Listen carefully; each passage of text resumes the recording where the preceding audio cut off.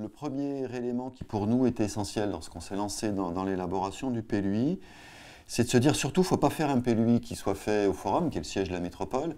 Il faut être capable de faire un PLUI qui se fasse dans chaque mairie, dans chaque commune, qui soit capable de cultiver la diversité de nos territoires. Et pour ça, il fallait vraiment une méthode de travail qui place la commune, chaque territoire au cœur de notre élaboration.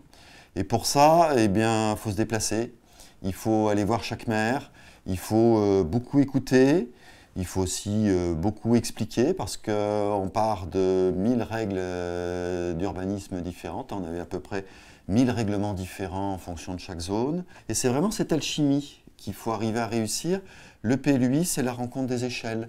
Le PLU est très très fort sur l'échelle communale, c'est de la dentelle. Chaque terrain, chaque propriété, chaque haie, chaque rue, chaque relation de voisinage, chaque place, chaque arbre, chaque bâtiment historique et autres.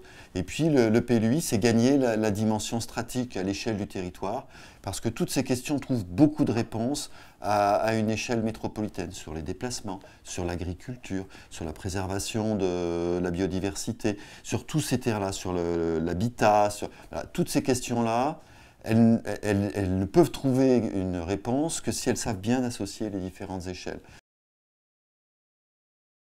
Le fait de pouvoir s'appuyer sur une agence, ça a été déterminant.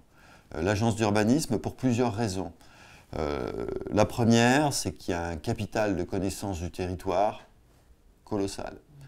Le deuxième, c'est qu'il y a une capacité d'adaptation sur le projet qui est très très forte. Si on avait dû partir, je dirais, en système classique bureau d'études, il aurait fallu poser le cahier des charges dès le départ, consulter, avec beaucoup d'inconnus. Je ne suis même pas sûr qu'on aurait trouvé un bureau d'études qui se dise « banco, j'y vais dans les délais qu'ils nous donnent ».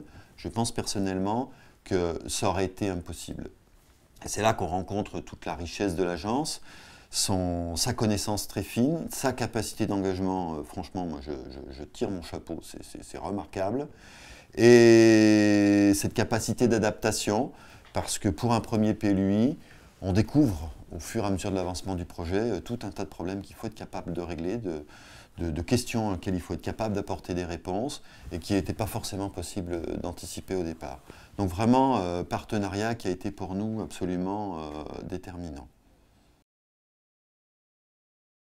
Alors le PLUI, c'est vraiment un document effectivement qui est à la fois très technique, c'est une montagne de défis techniques à résoudre, et c'est en même temps un des documents, je dirais, les plus politiques, à la fois pour un maire, parce que c'est vraiment celui qui va déterminer tout ce comment on affecte le sol, comment on construit, comment on aménage le territoire, et c'est aussi un des documents qui, sans aucun doute, participe à la construction métropolitaine.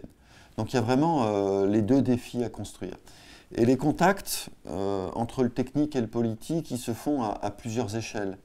On a évoqué tout à l'heure le fait de pouvoir faire le PLUI dans chaque commune, et que ce ne soit pas un PLUI construit au forum qui viendrait comme une soucoupe volante un petit peu sur le territoire et venir se poser la bonne politique métropolitaine, paf, qui viendrait apporter la bonne parole, la bonne raison sur le territoire. Et il faut qu'on puisse organiser vraiment la rencontre des deux échelles. Donc on a à la fois un travail de lien politique avec chaque maire, chaque adjoint à l'urbanisme et leurs conseils municipaux au niveau de chaque commune. Et ça, ben, il n'y a pas de mystère, il faut se déplacer, il faut écouter, il faut se parler, il faut apporter des éléments, il faut en retirer. C'est vraiment un travail de lien très très près du terrain. Et c'est à la fois en même temps la capacité d'organiser au niveau métropolitain la construction d'une pensée métropolitaine en termes d'aménagement.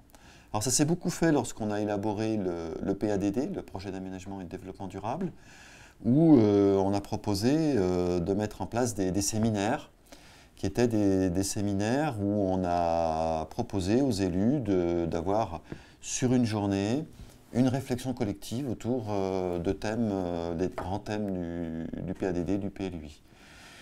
Et finalement, des espaces de réflexion commune, partagés, où on se sort des positionnements, je dirais, habituels, et où il y a un vrai temps pour réfléchir collectivement, se parler, pour dépasser aussi les positions, découvrir la complexité, finalement c'est assez rare et c'est très très fructueux. C'était assez étonnant. Ce PADD sur lequel on s'est donné 1 an à peu près pour l'élaborer, il a été très étonnant sur le fait qu'il a structuré la pensée d'aménagement de notre territoire. Et on est passé d'une pensée où chacun pensait son territoire à partir de sa mairie, je dirais, et par rapport au territoire de sa commune, et à se dire comment on construit une pensée d'aménagement au niveau du territoire à 49 et au niveau du territoire à 49 dans son environnement plus large.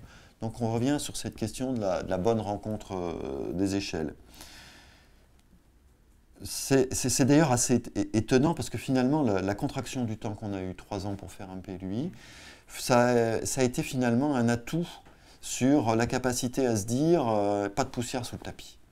Les sujets qui fâchent, on ne peut pas se dire on verra plus tard. Ça ne marche pas. Voilà. Donc il faut faire avec. On les met sur le tapis et on a l'obligation de trouver une réponse. Et bien finalement, le PADD a permis de traiter de tout un tas de questions qui étaient des questions qui étaient loin de faire consensus et sur lesquelles finalement il y a une pensée commune qui s'est faite.